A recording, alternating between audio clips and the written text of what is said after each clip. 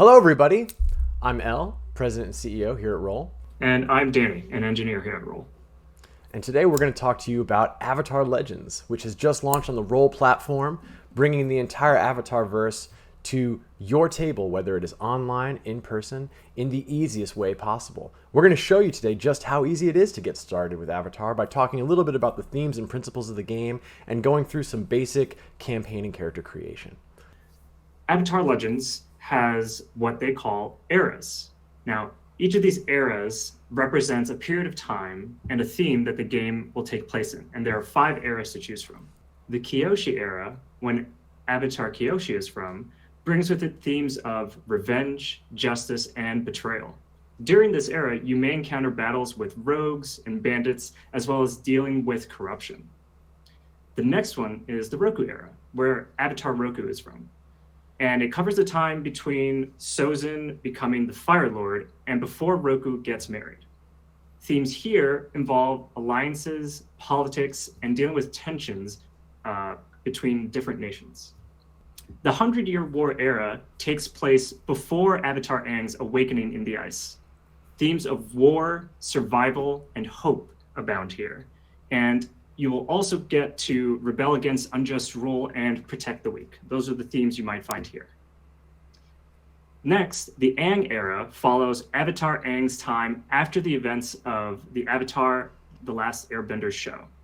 So if you want to work on repairing and healing the world after tragedy and getting themes of healing, coexistence, and technological advancement, then this is the era for you. Lastly, the Korra era, which takes place sometime after the end of the Legend of Korra series. During this era, you'll see themes of redemption, leadership, and conflicts between technology and tradition, as well as getting the chance to play in a more modernized era. Now, Avatar Legends is a Powered by the Apocalypse game. Powered by the Apocalypse is a really, really great system for both new and veteran role players alike. One, because it is highly accessible. It only uses D6 dice. A 2d6 dice roll system is at the core of every action you take in the game. And two, because it relies on something called playbooks, where you might have heard about in other role-playing games, character sheets that you have to go through a lot of steps to fill out in a complicated manner, lots of stats to manage and whatnot. Playbooks instead provide each player at the table with distinct moves and actions from essentially like a menu that you can use when you play. And so a lot of what you need in order to play that character is ready right out of the box without restricting your creativity and your ability to imagine exactly the character you want to be in the Avatar verse.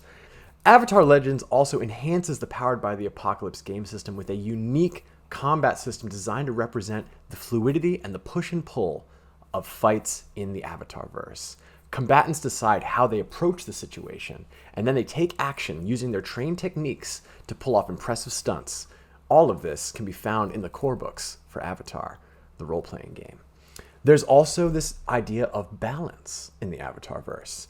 As you know, there's these ideas of loyalty versus confidence or other types of conflicts that perhaps your character is going through. As you play the game, you are going to have actions that result in your balance tipping one way or another. And of course, we generally try to seek to remain closer to the center. The more you drift in your balance, the more the effectiveness of your various moves will change. Again, through gameplay, simulating the journey of your character as they struggle with the conflicts within. So now, let's get into some creation. All right, so let's get into campaign creation. So as I said earlier, let's start by picking our era. For this one, why don't we go with the 100-Year War? So we'll set that as the era. Next, you want to pick a scope. So the scope describes the area of the world your story will take place and how much of the 4 nations you expect to explore. So you can typically go either broader of scope, which means you might be traveling from the South Pole to the North Pole. You might be traveling by ship or by bison and traveling all over the earth. Or you might want to choose a narrow scope. You might be just wanting to dive into Ba Sing Se or Kyoshi Island or the Southern Air Temple. So for us, why don't we say we want to do Ba Sing Se, so a narrow scope. Next, you want to have a focus. This helps answer the question, what brought the party together? What is your common goal? To help, you can choose a verb like defeat or protect and figure out what the object is. So for us, let's say there's rising concerns in Ba Sing Se of a rebellious group of cultists who want to take over the city. And they have this new technology that lets non-benders use bending. So we'll say to defeat a foe and uncover hidden technology.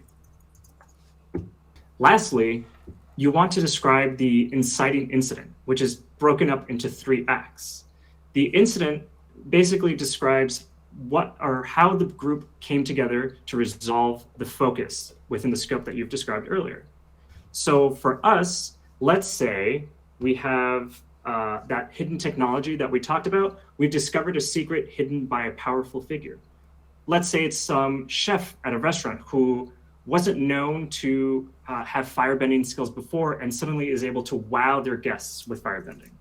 So we've discovered a secret hidden by powerful figure, and we'll say a chef at a popular restaurant. Great. And so you've already outlined the basics for your first campaign with Avatar Legends. Awesome. And then, once you've outlined your basic campaign, you can dive into character creation. And as we said, character creation in a Powered by the Apocalypse system is using something called playbooks, which makes getting into character and getting set up fast and easy without sacrificing your creativity and depth as you play through the campaign.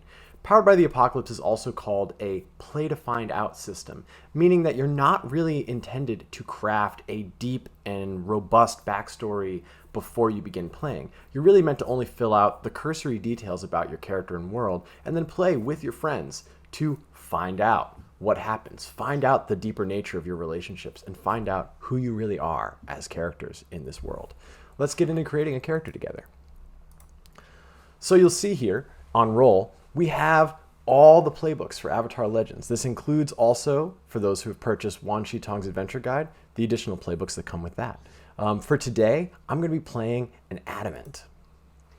So we can preview, of course, the sheet here. Let's click play. Now, in character creation, I can give my character a name. I think my character's name today is going to be Zara. And I can choose my background. And so, again, choosing a background, the rulebook gets into it in a bit more detail, but this essentially is informing a little bit of like, where do you come from coming into this story? And again, since this is a play to find out system, it's not meant to be super detailed and robust. This is meant to give you starting details to pull on as the narrative develops. I'm going to say that I was an outlaw because I like that type of angle in my story. And then you also choose your demeanor. What kind of personality do you have? Like, how do you approach situations? How do you approach other people? And I'm going to say that I am a perfectionist. So that's going to be a very interesting dynamic. I'm an outlaw. I live, outside the bounds of society's law, but I'm also an obsessive perfectionist, and I need to get every single detail right. And there's probably a push and pull within me between those two forces. And so that gives me a nice foundation for role-playing my character. You can, of course, describe your look in any amount of detail you want, how you present to people, what you look like. I'm going to kind of leave that blank for now as we go into other sections. And you can also, of course, describe your hometown. You can choose your favorite location from the Avatar verse, or you can make up something of your own that seems fitting for the story at hand. The next thing you're going to do is you're going to choose your first martial training. And this is important for all sorts of things in the game around how combat works, how moves work, and is going to define kind of the basis of how you approach the martial arts of the Avatar verse. There are the various forms of bending: water bending, air bending, earth bending, fire bending, and then there of course are just weapons and technology. I'm going to say that I'm a firebender.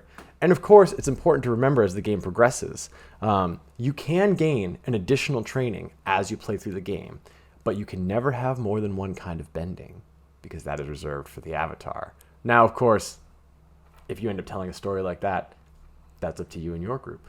But as a base game, you can only have one kind of bending within your martial training. And then there's a section here called Fighting Style.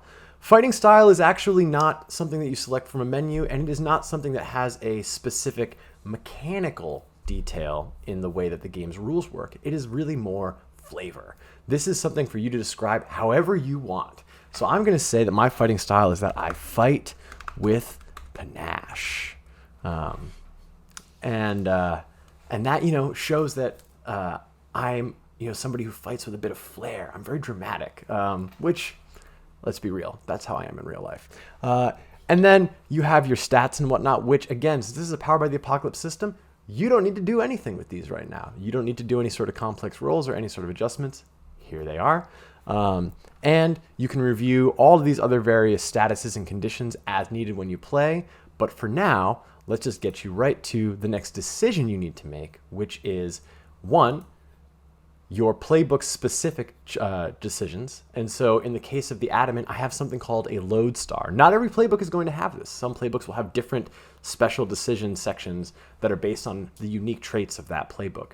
But in this case, there will be another player character in the party who is my lodestar. They are the only person that I let through my emotional walls.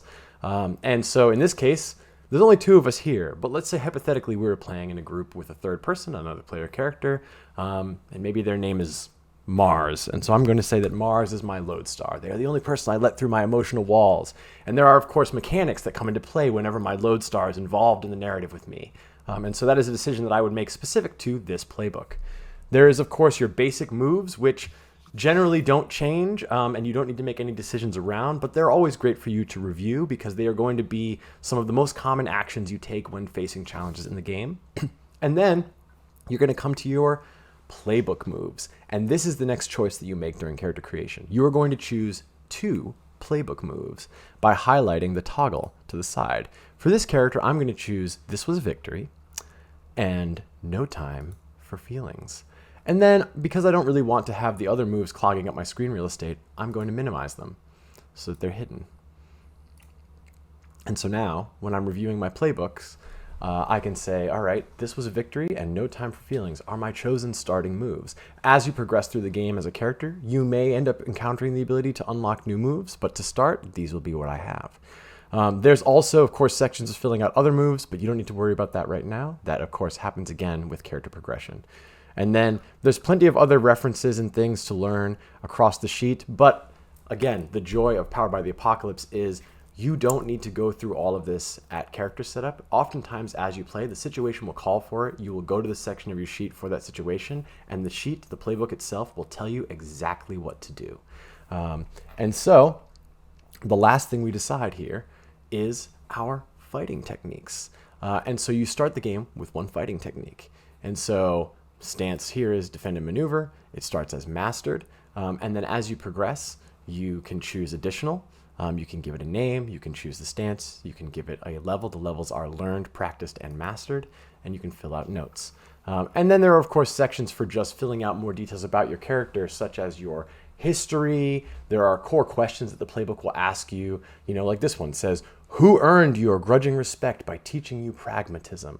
And again, because this is a play to find out system, these are not necessarily meant to be filled out in great detail. In fact, if you're not comfortable filling them out at the start of the game, you don't have to fill all of them out. You could also just put short details in there as footnotes for yourself to come back to later. And then as the story develops with the other players, you can come back to this section of your sheet and really fill them in. And then lastly, before the adventure begins, you will want to fill out your connections.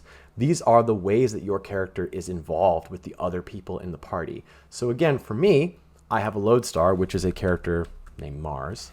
But there might be another character in the party who I also have a connection with. In this case, it is blank takes issue with my methods. Perhaps they have a point, but I certainly won't admit that to them.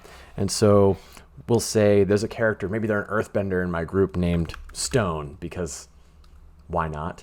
And Stone takes issues with my methods because I'm, you know, a bit of an outlaw, but I'm a little bit too much of a perfectionist.